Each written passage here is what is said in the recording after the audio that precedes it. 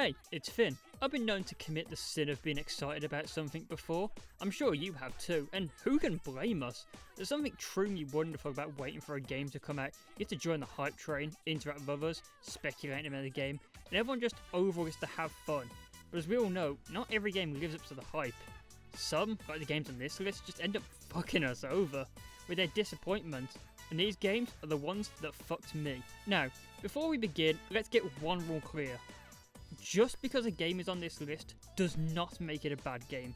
It simply means that mainly I got myself too hyped for it and ended up being a royal disappointment that personally was not good for me. So anyway, let's begin the list. Bitch can't even swim. Resident Evil 3's remake is at the top of my list for games I was excited for, and why wouldn't it be? Resident Evil 2's remake had been one of my favourite games the prior year, and I couldn't wait to dig into a remake of the game that followed it. But upon the game release, I was instantly just confused. The gore system had been toned down from Resident Evil 2.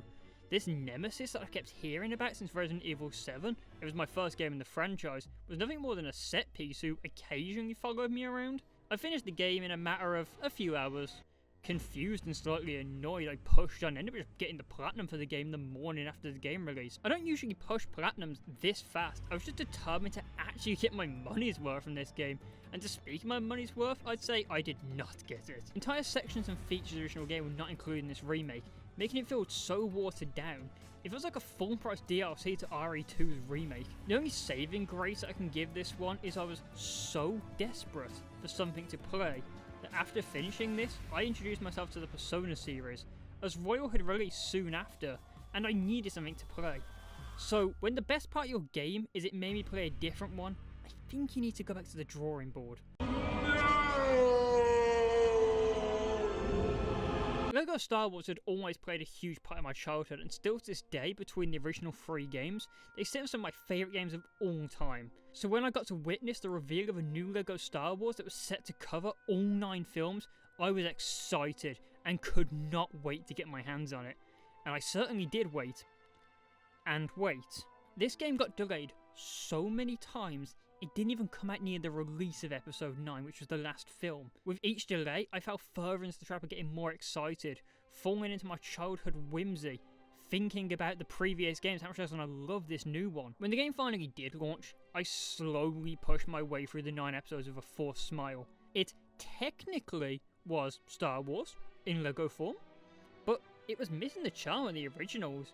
A big part of the original games was the mumbling, but replaced by full voice acting, it just drained some of the soul. The game does offer a mumble mode, in all fairness, but it's not the same. It's missing the slapstick comedy and is just mumbling over what would be voice acting. In general, this game felt like it didn't really want to be a LEGO game. Large open worlds with so many collectibles that even Ubisoft are blushing, large walking segments to pad out the runtime which aren't replayable even if I wanted to, and the levels that are replayable were the length of WarioWare games. The game had traded its simple gameplay for a generic combo-based system. It reduced every character into generic classes, and finally it traded my excitement into sorrow. Before we move on to another huge disappointment, we're going to play a quick game of rapid fire games that weren't a massive disappointment, but I feel I should mention them. Finish him! Toasty! I loved Mortal Kombat 9 and X so much. I put hundreds of hours into both of them. They might still be my favourite fighting games to this day, but when Mortal Kombat 11 dropped, I had my expectations way too high. And with changes to the game's speed, overall the game was slower, and with the new Fatal Blow mechanics I didn't enjoy, I just wasn't enjoying as much and got burned out on the game very fast. I actually ended up going back to 9 and 10 just to get my fatality fix. The Great Electric Spider.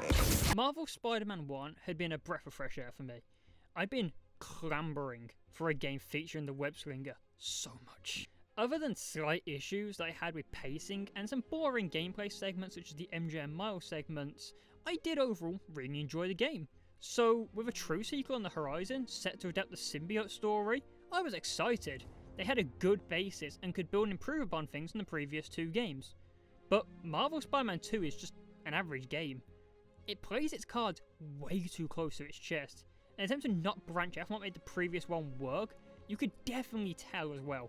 This game was rushed out at the last minute in order to get a holiday release for Sony. Perhaps the game could have been helped by some DLC.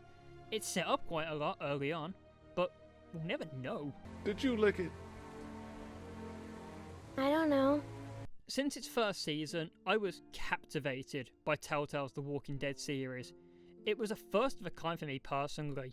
The whole narrative-based choices, I'd never seen that before, and it was so engaging that I found myself exploring the IP in general, and engaging with the comics and TV show. So, after a mediocre third season, and a promise to end it in the next season, the final season started off amazing, despite scaring me for a minute there when Telltale shut down, and I feared I'd never see the end of this journey.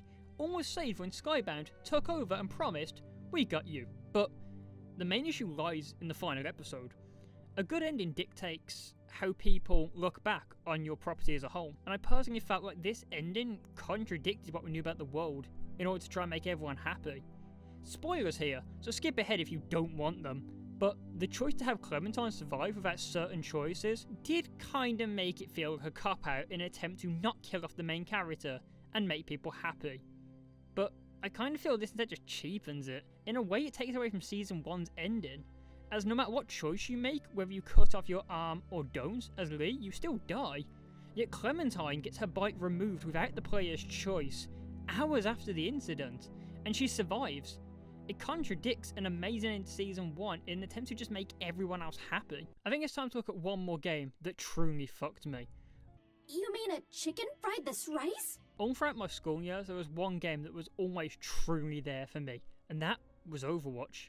While I think it's odd to say that a hero shooter meant something to me, I had so much fun playing Overwatch, ranking up with my friends, just goofing around, and then Overwatch 2 was announced. It was going to be bigger, it was going to be better, it was going to have PvE, it was the new star of the show, finally, a true story mode for a game that had a world so rich in potential. It was announced they were going to take down Overwatch 1, but who cares? This new game was going to be so much bigger and better. I didn't need Overwatch 1. So I logged onto Overwatch with my friends one last time to see the old game off, chatting about how good the new story was going to be, how the new heroes would play, and mourning the loss of our tank player who we'd sacrificed to the new 5v5 format. We watched Overwatch die in real time. The next day, Overwatch 2 launched. Earnable cosmetics gone. A flurry of new glitches, and as mentioned, we'd lost one player to the new 5v5 changes.